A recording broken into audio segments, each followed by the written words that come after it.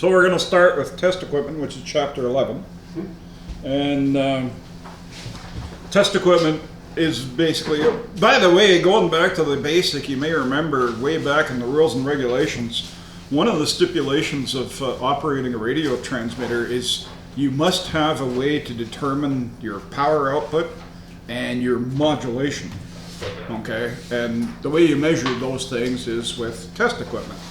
Nowadays in modern transmitters we can get away with it because all of our modern transceivers typically have a power output meter on them and a modulation meter on them, and we can point to that and the radio inspector says, yeah, that's good enough. But in the good old days, you had to be able to demonstrate to a radio inspector that you were within power and modulation specifications for your station.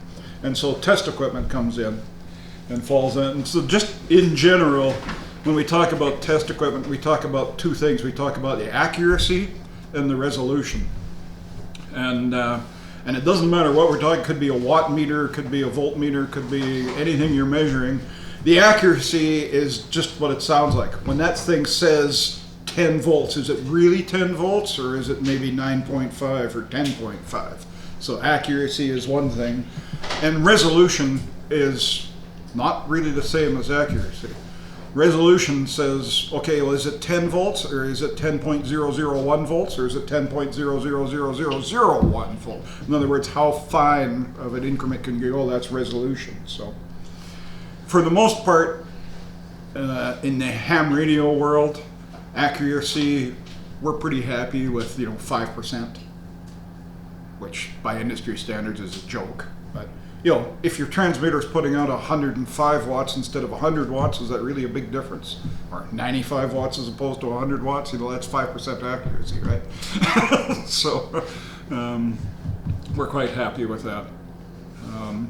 If you go up to metrology grade metering, a desktop meter that can measure voltages and stuff, we're talking, 0.003, 0.001% accuracy, craziness like that.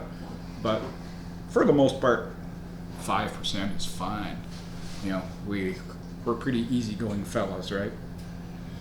Resolution, once again, does it matter if you're putting out 100 watts or 100.0003 watts? The amount of resolution, is it really not necessary? So, finish my morning coffee. Okay, so we're going to start with a voltmeters, multimeters. I call them voltmeters, but the technical name for them is multimeters because they measure more than one unit. We're going to start with the moving coil meter, which they have a little bit of stuff right on in chapter 11 in the book, right on page 11-1. They start a discussion of the moving coil meter. And moving coil meter is just exactly what it sounds. It's a permanent magnet, and there's a coil of wire that you pass a current through. And we already talked about, you may have a coil of wire and you pass a current through it, it builds a magnetic field. Well, you have a magnetic field built up inside a permanent magnetic field, and the opposites are going to attract and the likes are going to repel each other, and that coil in the middle is going to move with respect to the permanent magnet field around it. And really, it's the basis of every electric motor out there. There's lots of different ways to build electric motors, but in the end, that's the fundamental principle of how you can convert electrical energy into mechanical motion. It's the electric motor. So the moving coil meter basically has a permanent magnet, and there is actually a permanent magnet inside here, and there's a coil in there, a little tiny coil with really thin wire, about half the thickness of your hair, a thin wire, and it's put on a pivot or a swivel, and wires from that coil are brought out to the terminals on the front of the meter, and we can apply a current to that, and as we apply a current to that, the magnetic field in that coil builds up. The more current we apply, the stronger the magnetic field is. By the way, with electromagnets, they're current driven. They don't care about the voltage, they want amperage, current. So the more current, the stronger that magnet is, and the greater the meter deflection. Okay, so all of these meter movements are measured on something called the full scale deflection, or FSD, okay, and they're current driven. So the specification for the thing is going to say you need so much current, so many milliamps or so many amps or so many microamps, depending on the meter movement, for a full scale deflection. And to further confuse that, instead of just saying that this meter movement needs 1 milliamp for full scale deflection, they use a really stupid unit called ohms per volt. And well, if you think about what's Ohm's law, if you take R, ohms, and divide by V, you end up with I, right? With current, right? So this particular meter that I'm holding in my hand is a moving coil meter, and right on little tiny writing on the bottom of the scale here, it says 20,000 ohms per volt. It's written right on the scale in little tiny writing. I won't bother handing around to you. So 20,000 ohms per volt. Okay, well, what the hell does that mean? Okay, well, somebody do the math. 20,000 ohms per volt. What's the current? 50 micro or microamps? It's about 50 microamps, 50 microamps. So this meter movement in here, if you put 50 microamps, that's not a lot of current, 50 microamps for it, the needle will deflect full scale deflection. Okay. So that sensitivity or the current required to escape full scale deviation is measured in ohms per volt, which is really dumb. Why not just say 50 microamps? But yeah, some guy in the industry, because those numbers sound really impressive. 20,000, oh, that's got to be better than a 10,000. So marketing. Well, actually, I don't know where it came from. It predates me. So the paragraph I'm pulling that from is on page 11-2. Not quite halfway down the page, the beginning of the paragraph says the sensitivity or current required to obtain full-scale deflection is measured in ohms per volt, right? And they go on to say in the next sentence, 20,000 ohms per volt, i.e. Simpson, is a 50 microamp movement. So really all that means is if we put 50 microamps of current through the little coil in there, this needle will deflect 100%, or the full-scale deflection, FSD. The nice thing about it is it's very linear. So 50 microamps gives us full scale, 25 microamps will give us exactly half scale, 12.5 will give us exactly a quarter scale. It is very, very linear. That's one neat thing about it. But remember, we're talking current, we're talking amps. So to measure current, we can just simply stick this thing in line and it'll measure current directly. We know that if it goes full scale, it's 50 microamps. So we have a microamp meter right here. We can measure up to 50 microamps, and quite accurately and quite linearly. That may not be that useful. What happens if you want to measure 10 amps? How? A shunt. Okay, the mechanic in the group knows about shunts, yes. So if you want to measure a higher amount of current than 50 microamps, if you put more than 50 microamps to this thing, the needle's just going to go ping on the end and that's it. It's really not much use to you. So you need to divert a large amount of current to another very low value resistor, or a shunt in this case. And the shunt is put in parallel with the meter movement. And you can actually calculate the value of the shunt and all that kind of stuff like that. So if the current we want to measure is greater than required for full-scale deflection of the meter movement, only a fraction of the current can be allowed to flow through the movement, while the remainder of the current is bypassed through a parallel resistor. This external resistor is connected in parallel with the meter and is called a shunt resistance. That little paragraph's near the bottom of page 11-3. And they actually go through a calculation there to show you how to do it. But the key thing is to remember a shunt has to be put in parallel with the meter to measure a current bigger than what you're measuring, or bigger than the meter, full-scale deflection. That's all fine and dandy for measuring currents. Once again, we said this is a multimeter. How do we measure voltage? Need a comparator circuit. Okay. Well, if we take a known value resistor and put it in series with the meter, then we can calculate, once again, it all comes down to Ohm's law, V equals IR. Well, we know what I is for full scale deflection, it's 50 microamps. We can pick the value of R very accurately, let's say 10,000 ohms or something, and from that you can figure out what your maximum voltage is. So if we had a 10,000 ohm resistor, 10 kilo ohms, and a 50 microamp meter, our maximum voltage would be 10,000 times 50 micros is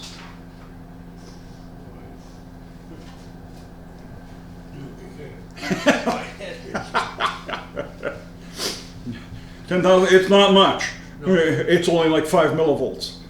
So we want that resistor to be 10 mega ohms, 10 million ohms. So if we had a 10 million ohm resistor with a 50 microamp meter, now we're talking, right? Because what's 10 megas times 50 micros? Well, the micros and the megas cancel out, so 10 times 50 is 500. So now that meter will actually measure 0 to 500 volts just by sticking the resistor in series with it. So on page 11-4, right underneath the measuring voltage heading, it says to measure voltage with a moving coil meter, we still use the meter as a current meter. However, we put an external resistor connected in series with it to determine whatever full scale voltage we want. This particular meter can measure full scale 2.5, 10, 50, 250, or 1,000 volts full scale. And so all they do is they put a switch on the front, and there's just different resistors that they switch in series with the meter. Okay. So the meter still needs that 50 microamps of current. It is still sucking current from whatever you're measuring to give you the full scale deflection. And they just switch different resistors in. Isn't that just the coolest thing? So measuring voltage, you put a shunt resistor in parallel with it.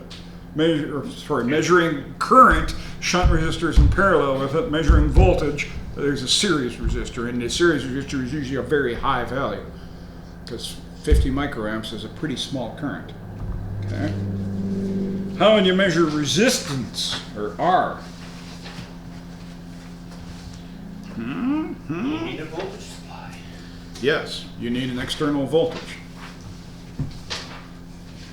Because once again, you know what I is going to be. I is always going to be, in this case, 50 microamps for full scale deflection. If you want to measure an unknown R, well, you need the third thing. You need a voltage.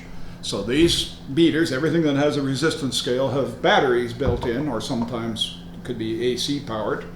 And when you switch to measuring resistance, or ohms, or they just call it R here, it actually switches an internal battery to those jacks, and you apply the voltage to whatever you're measuring. Okay. By the way, that's not on the exam, so you don't really need to worry about R's. So, Yeah, it gets tricky. yep. With the Wheatstone Bridge. So the other neat thing about this is, the question is, I guess, can it measure AC and DC? Well, DC, it can. That we've kind of covered DC. But what happens when you stick AC into it? It gets interesting. And believe it or not, when you stick AC into it, it does work. And this guy has a switch here that you switch between DC and AC. Okay.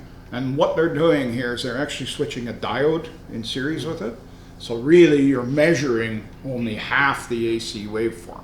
So you're doing RMS? You're doing RMS, yes. These things automatically do RMS right off the thing.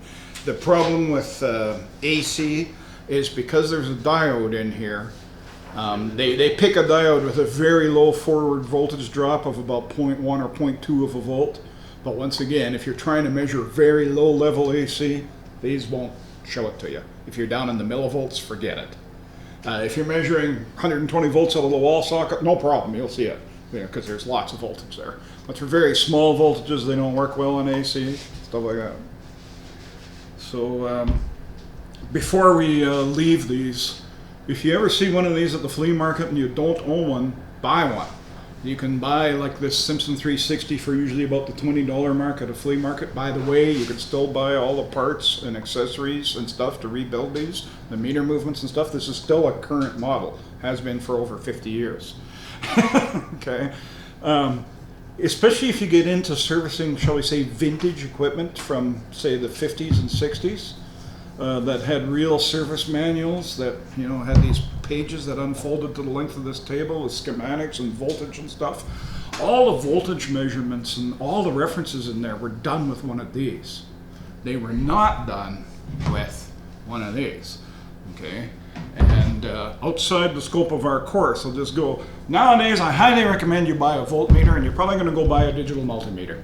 Just, it's so nice, everything's automatic, you don't worry, you just plug it in AC, DC, it figures it out.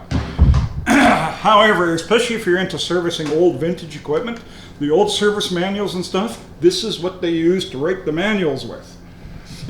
Okay, so when they say you're gonna measure 2.5 volts on test point 3, it's 2.5 volts with one of these. If you plug that in, you're probably gonna measure 3 or 3.5 or even 4 volts. This is much more modern, this is a much higher impedance and all that kind of stuff. Stuff like that, but probably one of the first things you want to buy if you have no test equipment at all is buy yourself a multimeter. And like I say, don't poo-poo these old analog ones. It's really handy to have one around. It's for things like a tuning procedure on the radio. Many tuning procedures say, measure the voltage at test point 4 and tune the coil to maximize the voltage. They don't tell you what the voltage is, they just say maximize it.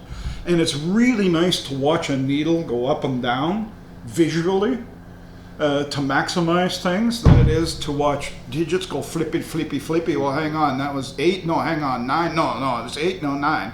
It is much nicer to watch analog movement. So like I say, don't poo-poo analog meters. You'll see them at flea markets and stuff, and it's always handy to have one on hand. May not use it very often, but for vintage gear and for tuning procedures, they're still the favorite. As a matter of fact, Simpson still sells this after 50 plus years because people like them. They have a niche. You can go buy a fancy digital multimeter, and this is a very fancy one. This not only measures voltage and resistance and current, this measures temperature, capacitors, frequency up to 10 megahertz.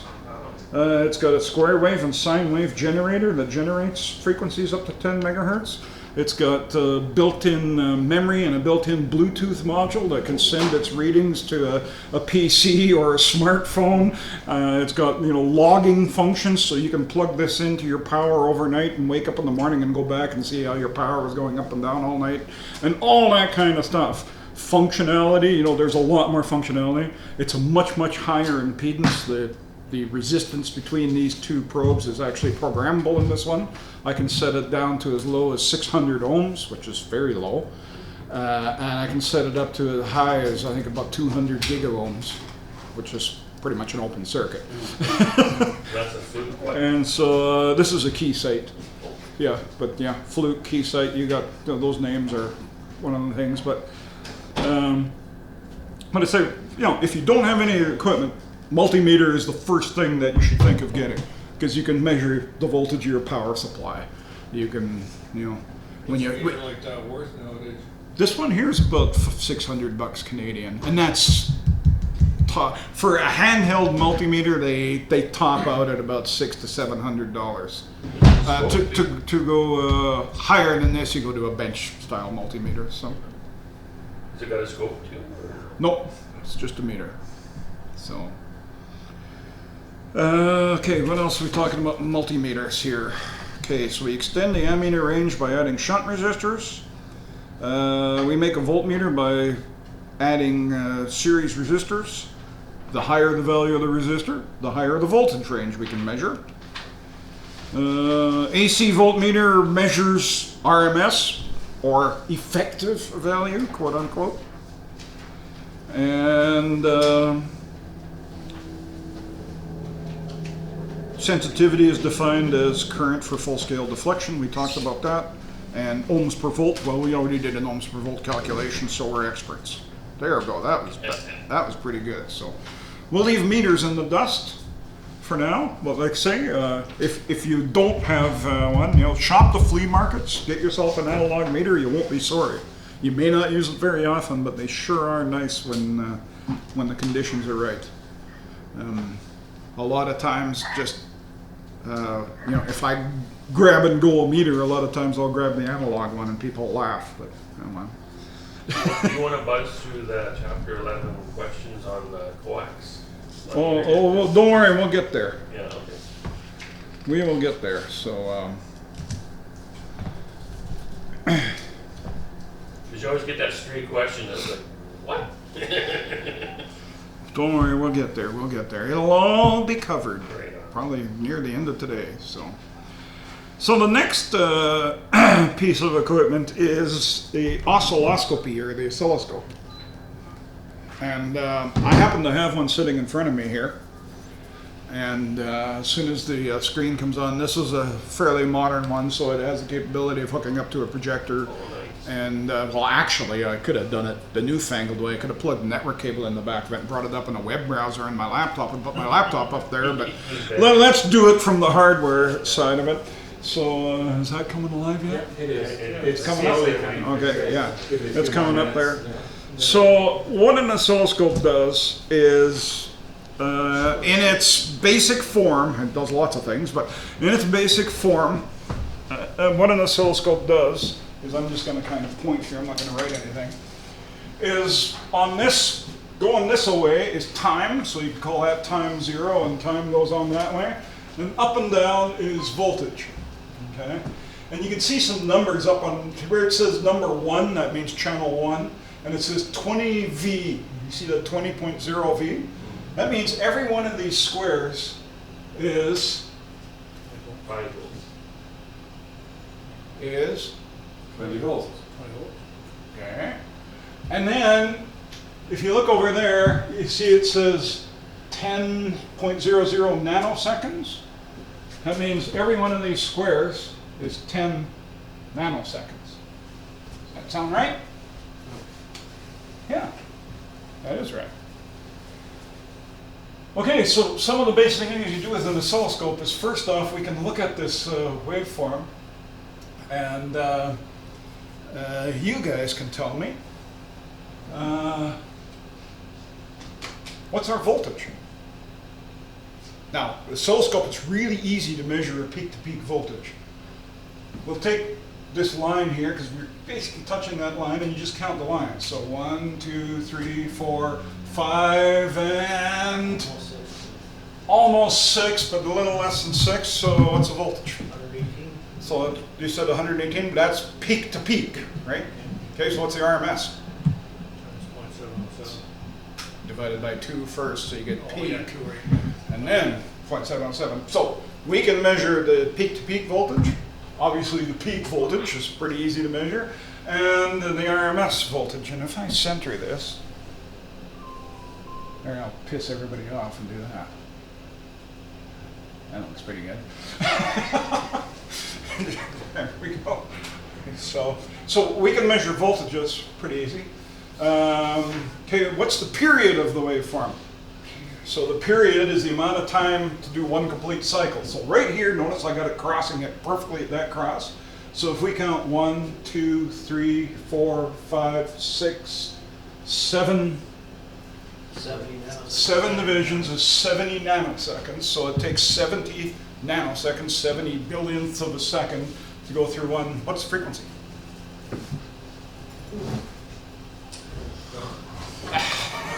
Yeah, grab those calculators.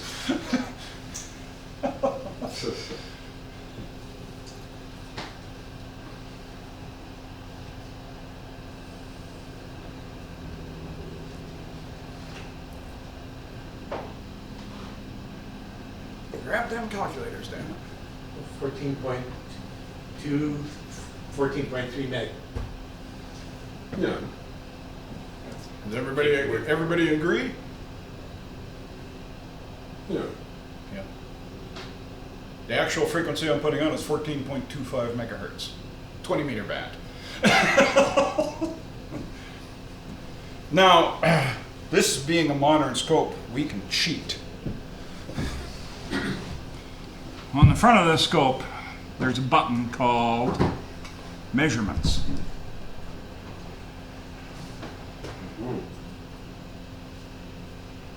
I'm just going to go like this. And the peak-to-peak voltage, you can see right there, 115 volts. Isn't that cool? So I can go add a measurement. We want to add. Frequency. Yeah. How about ACRMS? Is that a good one? Sure.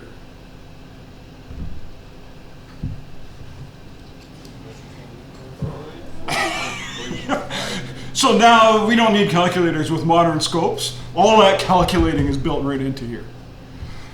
So, and you can actually see the vertical cursors. They're jumping around a little bit. That's showing you where it's measuring the frequency points at. Isn't that just cool? And that's why you can see the frequency is dancing around a little bit, because every time it triggers, it's picking just a slightly different point. I can turn on some filtering and averaging and stuff and really nail that down, but you know, for ham radio purposes, that's well within, you know, good enough for us. Isn't that cool? Just the coolest thing you've ever seen. So, so start with the basics. Oscilloscope reads in volts peak to peak. Really easy to see peak to peak. To convert to peak or to convert to RMS, you have to do math, or you have to have something here that has measurements on it. There, I just removed the measurements, so that'll really get you guys going. So there you go. So we can measure frequency, we can measure period, we can measure voltages, and of course the easiest one to measure is peak to peak, but by simply dividing by 2, we can have peak voltages, and then of course by multiplying by 0.707, we can get RMS off of it and all kinds of stuff like that. The oscilloscope obviously has 2 directions it can go, horizontally, and in normal operation like we're running right now, horizontal is time, and I can vary the time by twisting the knob here, and you can see as I vary the time, as I increase the time, we can get a whole bunch more waveforms on there. So that right now is 100 nanoseconds, that's 200 nanoseconds, and I can go crazy and get like that. See the harmonics in there. And if I go up here, you know, we can, oh, we're at its limit. So the horizontal here in normal operation is called the time base. It's just time, and I can just change it by twiddling the knob. The vertical is voltage, and I can actually change the vertical voltage here by going through here. And then I can center this waveform if I want to put it up here instead. And then I can turn on a second waveform down there. And now I've actually watching 2 waveforms independent of one another. Not so useful, but what happens if I go like this? Superimposed. Now we can look at these waveforms, and you notice what happened is one is inverted.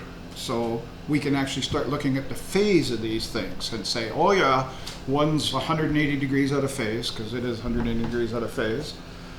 What happens if I go like this? That's in quadrature, that's 90 degrees out of phase. Isn't that cool? And then we're back in phase. Well, it's either 0 degrees or 360 degrees, but they're in phase. Okay. So, yeah, this is just a dual channel. You can buy oscilloscopes up to 8 channels. This is only a 2 channel. 2s and 4s are very popular. 8 channel ones, you don't want to know how much they cost. Stuff like that. And to get everything you're seeing here that I'm doing is about a $350 to $400 bill. So they're not outrageously expensive anymore, The Chinese have really broken into the market big time, and there's good Chinese and bad Chinese, but the good Chinese ones are in about the $400 range, and everything you see me doing here, they do, including hooking up to a network cable and a projector and all that kind of stuff. So it's not a whole lot of money. And as you can see, we're looking at frequencies in the 20 meter band here. You can hook them right up to the ass end of your transmitter and see what your transmitter is doing. And that's the one thing you do not do, by the way. You do never directly connect a transmitter to the input of a piece of equipment other than a watt meter. Okay, transmitter will burn the front end of this thing out faster than you can push your PTT. So normally what you do is you get a sample of the RF that's coming out of your transmitter. Some transmitters are really nice, and they actually give you a BNC or an RCA jack called sample port, so you can tie your oscilloscope right to it. Most transmitters do not, so you have to use some little ingenious methods of sampling your RF. So would this replace a frequency counter then? It can replace a frequency counter because it can give you frequency, yep. It's not nowhere near as accurate because I know for a fact I'm putting out 14.25000. How many zeros? 5 zeros after the 25, 14.25. And if I turn the measurements back on, you can see it's bouncing around 14.22, 14.29. It's not, it's, stuff like that. So, just before I go on with this thing's got some other interesting features. Once again, for about $300 to $400 mark. This has a built-in digital multimeter, which I don't have turned on, but it turns the display into a big digital multimeter. So it shows you the voltages and the frequencies in big digits rather than a waveform display. This thing also has a signal generator, much like the signal generator I'm playing with. It has one built in. There's another BNC jack on the front that you can generate voltages out and do all that kind of stuff. So really, you're buying a digital multimeter, an oscilloscope, and a signal generator, all in one box for the $400 price range. They say it's That's how much that one was, 400? Yep. It's pretty amazing what you can get in technology now. Just even 5 years ago, you couldn't dream of that. It's this particular one is a Keysight. This is expensive. Yeah. What's the model number on that? This one is a DSO 2000. I wouldn't buy the 2000s. I would buy the new Keysight 1000, and they come in at about $400. And if you buy the 1000G, G means it has the generator option built in. They not only give you the generator, but they turn on an awful lot of the measurement functions and stuff too. So They turn on or off? they enable them. All this could be updated by software. You buy the box bare, Yeah, hardware. and then if you want to turn on measurement functions, you give them your credit card number and they charge you $25 and they send you a key. And it's a license file that you put on this USB drive right here, and you stick it into the front and it says, oh, activate new license, yes.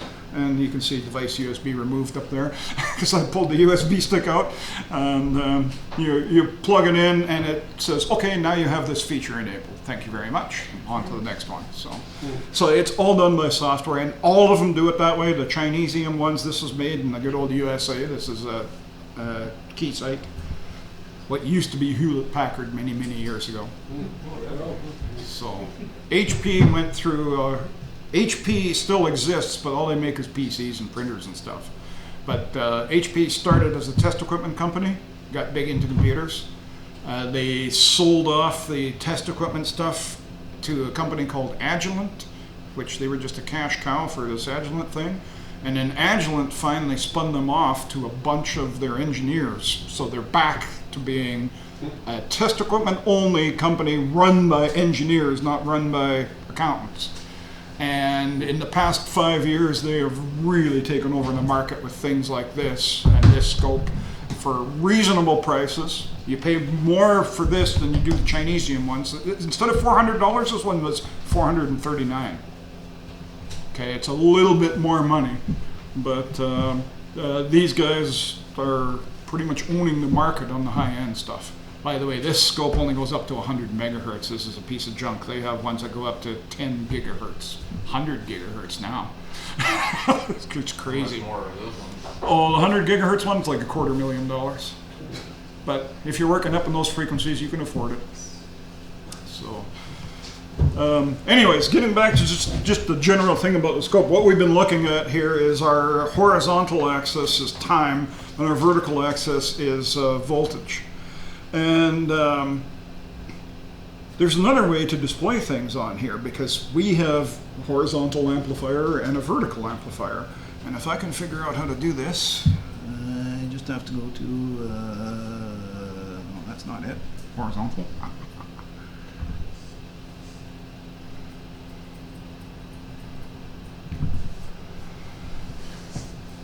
What I've done here now, and I know it's of great interest to everyone, is I've taken and I've made channel 1 go up and down, vertical. Channel 2 goes sideways. Right now I'm putting in two 14.25 megahertz signals in. One, and they're in phase, same two we were looking at. One into the vertical, one into the horizontal, and so basically what we're getting is a vertical line. If I change the phase of the two signals, that's 90 degrees out of phase. Isn't that cool? Isn't that just the coolest thing you've ever seen? So other than cool, why would you do that? Because you can get a very accurate measurement of the phase. That's all. That's 90 degrees out of phase, and you see how that's a nice stable circuit? I'm going to put it down to 89 degrees out of phase. You see that? That's 1 degree. Do you see how much change that was? I defy you to do that by looking at two waveforms and trying to line them up. This way, it's really obvious that, whoops, we're out of phase. That's 1 degree. We went from a perfect circle to that.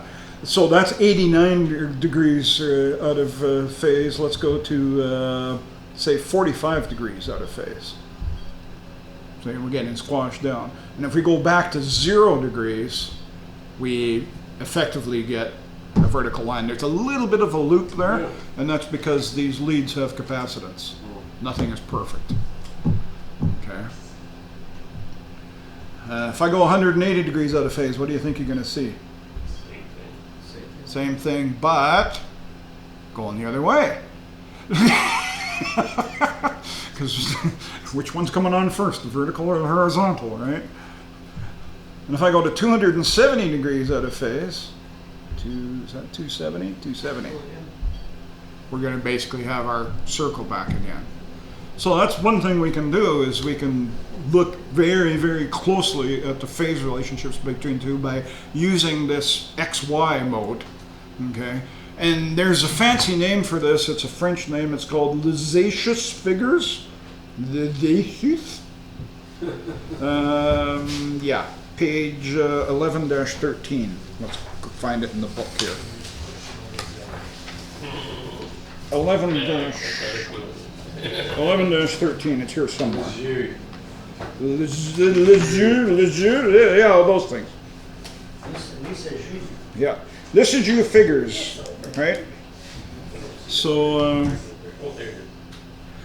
it's about the third paragraph under that frequency measurements within the oscilloscope. So we're looking at phase. Right now my two signals are at the same frequency. They're at 14.25 megahertz. I've just been fiddling with the phase difference between them. I'm going to put them back to 0 degrees so they're back in phase with one another. And that's pretty boring. And I'm going to actually change the frequency to something a little more reasonable, like let's say 5 megahertz on one and 5 megahertz on the other. There we go. So now we've got two 5 megahertz waveforms in. Except what I'm going to do now is I'm going to double the frequency of one of these. So I've got two 5 megahertz signals going in. I'm going to leave one at 5 megahertz, and I'm going to make the other 10 megahertz. Whoa. Isn't that interesting? Now, what do you think would happen if I made it, so that's double the frequency. What do you think if I made it triple the frequency? So instead of 10, I'm going to make it 15 megahertz. What do you think is going to happen? You get a third loop. Third loop, yeah. Ooh. Well, That's like, it's kind of supposed to be 3 loops there. I just need to change something here. Bear with me a second. you feel it. The x-axis. That's not it. That's not it. That's not it. I'm working on it. Search. No. No. No. No. No. Nope. Nope. Nope. Bear with me. I'm slow.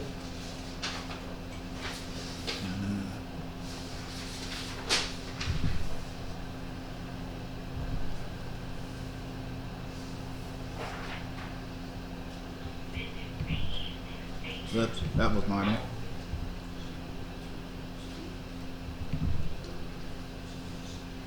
Look at that. You found it Yeah. There. That's better. Formula of Okay. How many loops have I got? Oh, 4. Yeah. For some reason it didn't like 3, so I just went to 4. So basically what we're doing is we're comparing one frequency to the other. Yeah, so you got 2 over 4. So now I said channel 2 is this way, channel 1 is up and down. So which one is the higher frequency, channel 1 or channel 2?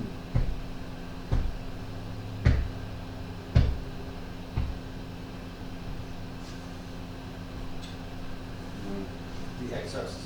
The x-axis is the higher frequency, which we're channel 2 in our case. That's correct.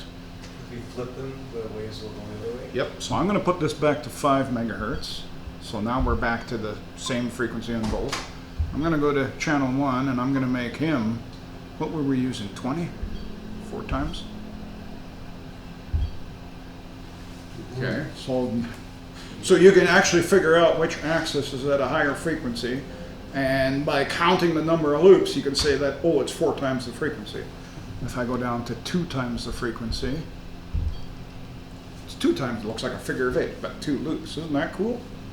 So, by the way, nobody does this anymore, but it's on the stupid exam.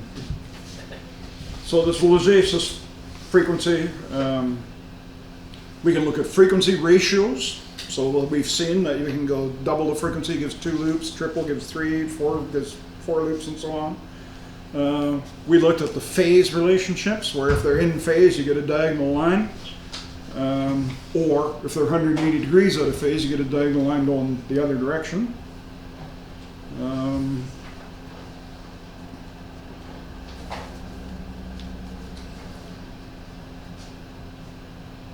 So notice on their example there, 1113, their calculation doesn't work.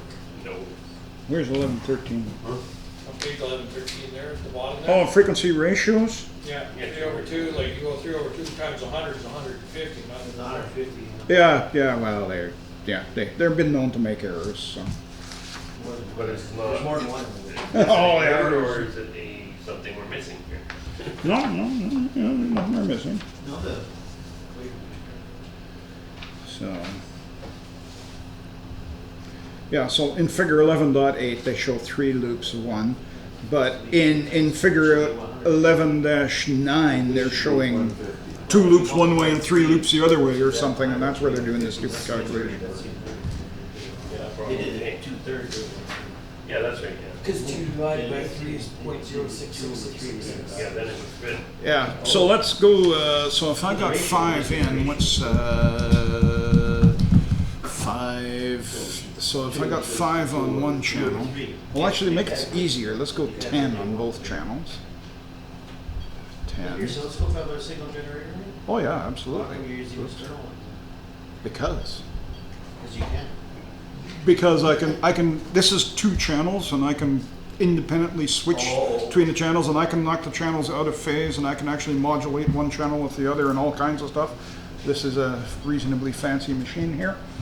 Okay, so 10, so I got 10 megahertz going into both. If we want to be a third out, I could put, what, 13 into one of the others? See what happens if I put 13 megahertz into this one. What are we going to get for... oh, yeah, okay, yeah, I'm not going to even try and figure out how many loops that is. Anybody want to start counting loops there? Be my guest. There you go. Okay, instead of 13, let's try maybe 14 megahertz. Can you change the color so that there's one color for one and one color for the other? Yes, and you can change persistence, and you can get waterfall displays and all that. I'm only covering about 1/100th of what this oscilloscope can do. Yes, it can do all kinds of stuff. The instruction manual is 1,800 pages. And thank God it doesn't come on paper. They give you a little USB stick. Control your pork pie with knowledge. How high is the frequency range of your This particular one is 100 meg. 100 meg? It's not a real high one, no. 100 meg? Yep. So that is 10 megahertz on one channel, 14 on the other. So technically, by counting the loops one direction and the loops the other direction, you should be able to figure out that ratio is 1.4 to 1. Be my guest. I ain't about to do it. So what is considered a loop? What is a loop that we have to count? See, I don't see loops there. I just see. Yeah, I just see a bunch of squiggles. That's what that's what I'm seeing. Count the peaks on the top and the peaks on the side. That to me, that's 2 loops, right? 2 to 1. You know, it's Vertical. it's a figure of 8. It's 2 loops. Vertical or horizontal? In this case, it's vertical. 2 vertical loops. Yep. Vertical to one. Right. 2 to 1. Yeah, Yeah. I can see that. So, which means the vertical frequency, or what we're calling channel 1, is double the frequency of channel 2. Right. We don't know what the frequency of channel 2 is, but if we did, if we were smart and we had a known reference frequency, we can use it, and then we can use this. But nobody uses this anymore. This is here for exam purposes only. I don't know anyone that uses Lejesus figures for pretty much anything anymore. It's kind of one of these things that back in the early days, you couldn't buy instruments like this that let you program phase to 0.1 degree, you know, and stuff like that. And so, you know, it was use the tools that you got, kind of thing. But there are some questions in the exam, right? Oh yeah, there's questions on the exam. That's why we're looking at them. How do you increase the frequency response of an oscilloscope? Remember, I said this one is a 100 megahertz oscilloscope. You buy one? Well, the frequency response is obviously determined by the circuitry inside here, by the amplifiers and all that kind of stuff. So first off, if we go back to time mode, get out of this stupid XY mode, which nobody uses. Oh, isn't that just the coolest thing you've ever seen, eh? And I'll just turn off one of these. Turn off channel 2. So if we go back to time mode, and here we are in time mode, for me to go any further than that, see, I can go to 5 nanoseconds per division. I don't know if you can see up on top there, it says 5 nanoseconds. And if I turn the button, it says, sorry, limit. So for me to measure something higher than that, I need that 5 nanoseconds to go faster. I need to increase that sweep rate. So, okay, so yeah, so make the time base go even faster, which is very expensive, by the way. And then, of course, the vertical, that's the horizontal part, it needs to sweep faster. The vertical amplifier has to have the adequate amount of bandwidth. This guy here is rated for 100 megahertz. I can put up to 100 megahertz signal in here and not see any degradation. I can put higher than 100 megahertz in, but the voltage, the peak-to-peak voltage on the screen is not going to be accurate when I do that. So I can go to 100 megahertz here. Well, it's not 700. That's 70 megahertz. Let's go to 100. You already noticed that that dropped. 100 megahertz. So there's 100 megahertz. And this scope is guaranteed to give me that peak-to-peak, that voltage accuracy up to 100 megahertz. I can go higher than 100 megahertz, But watch what'll happen here. That's pretty much full screen there, those peak to peaks. I'm going to go up to say 150 megahertz. So there. You see they drop down a little bit. I can still measure it, but this scope does not guarantee those measurements will be accurate above 100 megahertz. So even though you buy a 100 megahertz scope, you can probably measure well up to double or even triple that. It's just you can't guarantee the accuracy of the voltage you see on the display. But for looking at the waveform, it looks very nice, doesn't it? So let's go back down to something reasonable.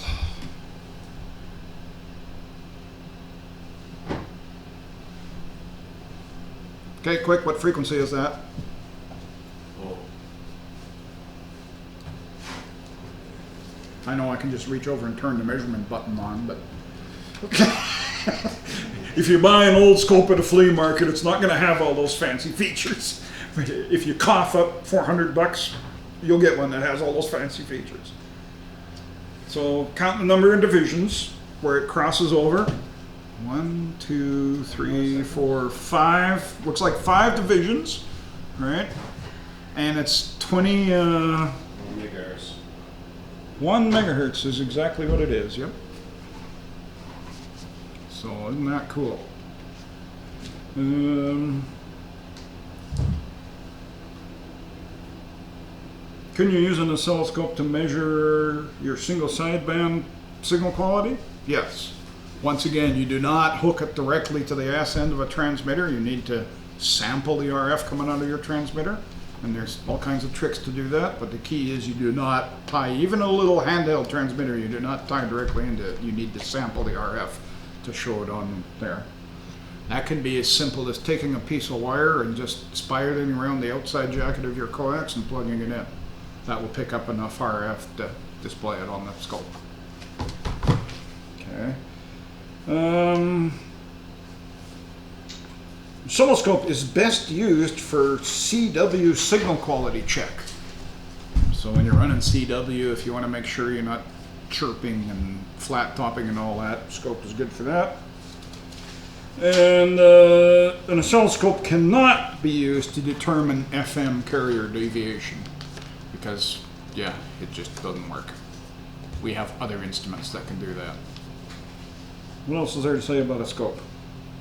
So the oscilloscope bandwidth, in this case this is 100 megahertz, is the highest frequency. It's not the highest frequency that can be displayed. It's the highest frequency that can be displayed and measured accurately. Okay, it will see things. So when you buy a scope at a flea market and it's a 20 megahertz scope, it doesn't mean you have to stop at 20 megahertz. It just means any measurement above 20 megahertz is not going to necessarily be accurate. Okay, that's simple as that. It has horizontal and vertical amplifiers. It reads peak-to-peak voltage, which I think we've been over all this. The Lazacius figures can be used for frequency ratio displays and phase displays, where 0 degrees or 180 degrees phase gives a line. What do you call that? A sloping line? Diagonal line. Diagonal is the word they use on the exam. The accuracy of this thing, once again, remember we talked about precision and accuracy. The accuracy is determined by how accurate is the time base. When we're doing these frequency measurements, remember this thing has to be sweeping this across. Well, how accurate is that? So it's the time base accuracy. And then, of course, the bandwidth of the vertical amplifiers. In this case, it's got 2 vertical amplifiers. That's what determines the accuracy of it. So the precision is, scopes aren't that precise. Okay, I think, have we finally killed this? Yeah, I think we finally killed it. So I can turn this off and we can put the light back on so I can see what I'm doing. That do it? Yeah. So, going back on here, well, actually, maybe that was a little premature. We'll just turn it back on for a second, sorry. But the important thing is measurements.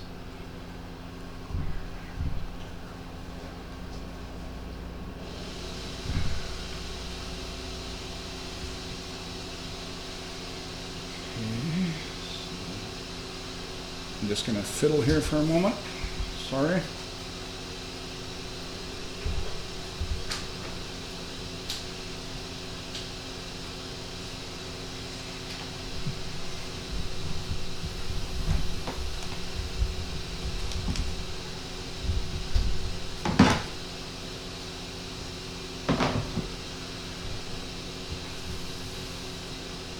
Talk a little bit about signal generators, and this thing I've been playing with is a dual channel signal generator. It lets me generate, in this case I'm generating a sine wave. It lets me generate two independent ones, or I can lock them together, or I can do all kinds of fancy things with it.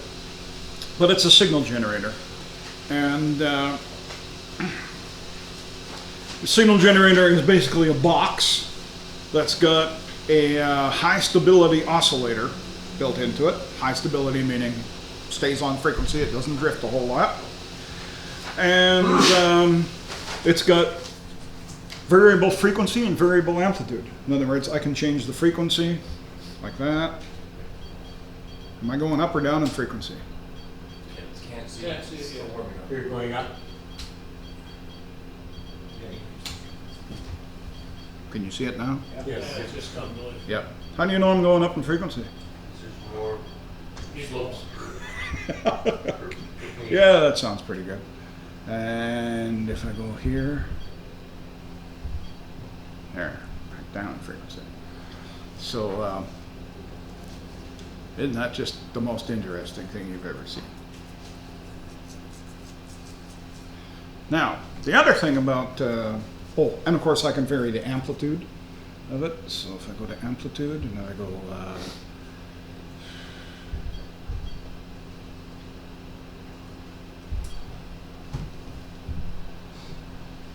to make it big here so I can see it. Matrix. Yeah, it's just, why isn't this? Oh, that's way up there. What is that doing way up there? There, that's better.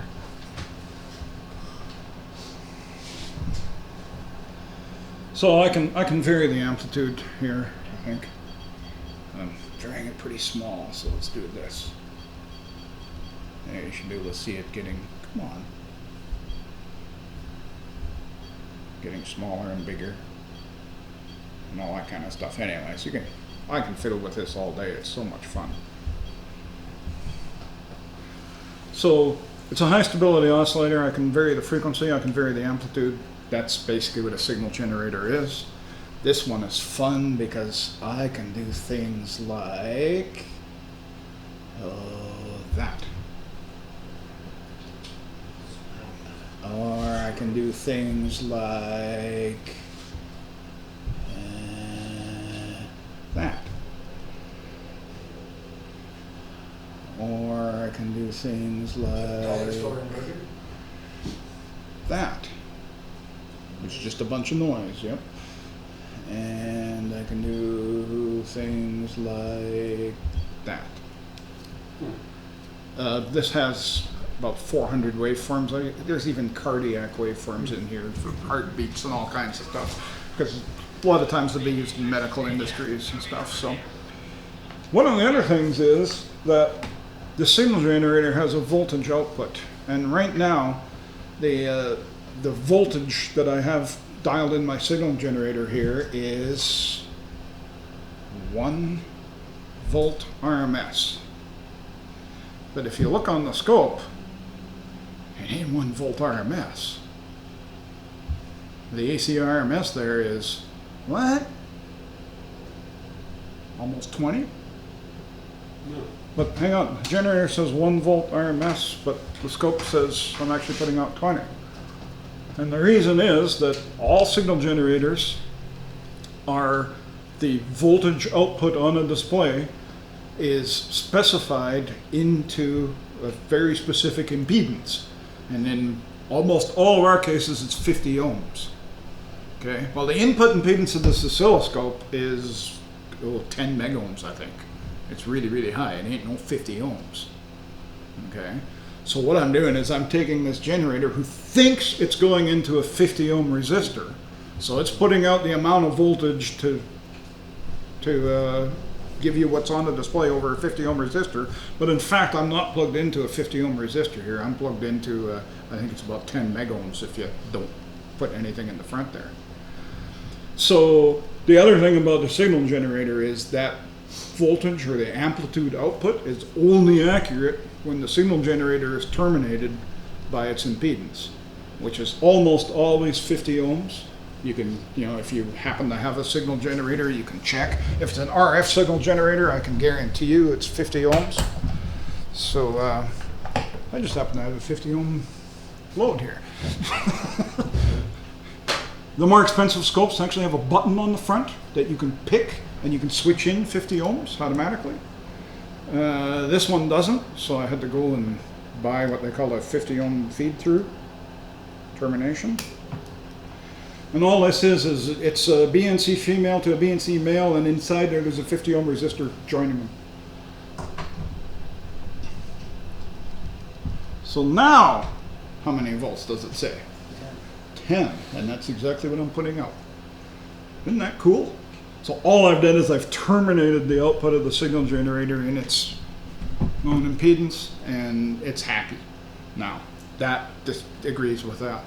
So signal generator, all it is a high stability oscillator that you can change the frequency and the voltage on. And the other key thing is that voltage that's on the front of your signal, whether it's a dial or in this case a digital display, it's only accurate when it's terminated in its impedance. So isn't that just the coolest thing you've ever seen? So that covers multimeters, oscilloscopes, signal generators. What's next, you ask? What's next? Next is, now I can turn this off finally. Shut off. Okay. What's next? Do we want to take a break for 5? Is it everybody itching to go? It is. Okay.